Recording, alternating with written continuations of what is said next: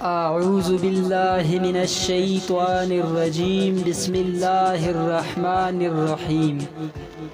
یہ ایک مالک اور ایک غلام کا خوبصورت واقعہ ہے۔ مالک اپنے غلام کی تنخواہ میں کیسے اضافہ کرتا ہے اور بعد میں کیا نتیجہ نکلتا ہے۔ ایک غلام تھا، ایک دن وہ کام پر نہ گیا تو اس کے مالک نے سوچا کہ مجھے اس کی تنخواہ میں کچھ اضافہ کر دینا چاہیے تاکہ وہ دل جمی سے کام کرے اور آئندہ غائب نہ ہو۔ اگلے دن اس کے مالک نے اس کی تنخواہ سے زیادہ پیسے اسے دیے اور اس نے خاموشی سے رکھ لیے۔ کچھ دن بعد وہ دوبارہ غیر حاضر ہوا تو اس کے مالک نے غصے میں آ کر تنخواہ میں کیا گیا اضافہ ختم کر دیا اور اس کو پہلے والی تنخواہ دی۔ غلام نے ابھی خاموشی اختیار کی۔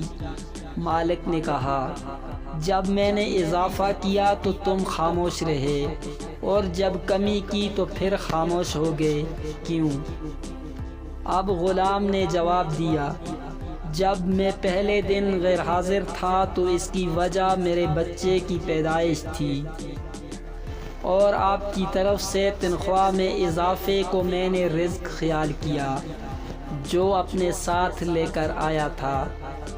جب دوسری مرتبہ غیر حاضر تھا تو اس کی وجہ میری ماں کی وفات تھی اور آپ کی طرف سے تنخواہ کی کمی کو میں نے وہ رزق خیال کیا جو وہ اپنے ساتھ لے گئی۔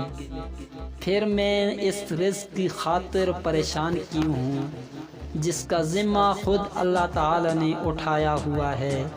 یہ بہت خوبصورت واقعہ ہے، ہمیں اس پر عمل کرنا چاہیے۔